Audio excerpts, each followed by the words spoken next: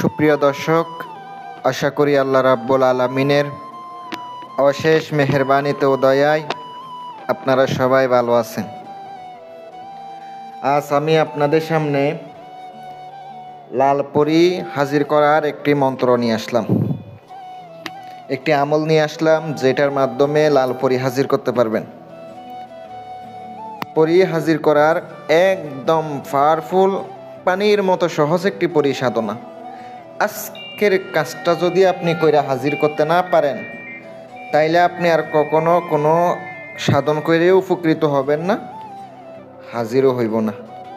কারণ অত্যন্ত সহজ, অত্যন্ত পাওয়ারফুল একটি আমল।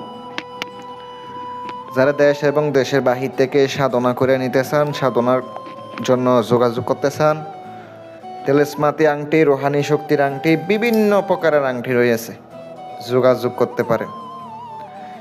আমি আপনাদেরকে যথেষ্ট পরিমাণ চেষ্টা করব কাজ করে দেওয়ার জন্য।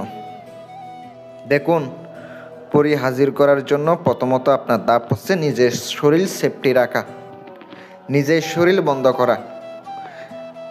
নিজের শরীর যদি বন্ধ রাখতে পারেন, কাজ করবেন ঠিক আছে, যে কোনো কাজ করলে ওই কাজে আপনার সফল হওয়া যাবে, ওই কাজে আপনি উপকৃত হইতে পারবেন, আপনার ক্ষতিও হইব না। যদি হাজিরও না হয় তাইলে কিন্তু ক্ষতি হবে না। অনেক পরি আছে অনেক সময় ক্ষতি করে, কিন্তু এটা কোনো ক্ষতি করব না। জালালি জামিলি পরহেজ করবেন, নিরামিষ খাইবেন, কারণ নিরামিষ না খাইলে আপনি যতই কাজ করবেন কখনো পরি হাজির হইব না। এই লাল পরি হাজির করার জন্য আগে মন্ত্রটি মুখস্থ করতে হইব। দেখে দেখে পড়লে হইব না। অমাবস্যা রাতে মুখস্থ করে রাখবেন। সামগ্রী লাগবে আপনার কি কি বলে দিতেছি। আপনার দরকার হবে আগরবাতি, আতর, সাদা কাপড়। বিছাইয়া বসবেন।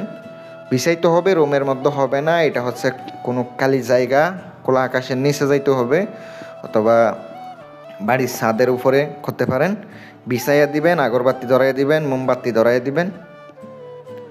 নিজের শরীর বন্ধ কইরা মন্ত্রটি আপনাকে রাত 12টা 5 মিনিটে বসতে হবে, ঠিক 12টা 5 মিনিটে গোসল করে বসতে হবে।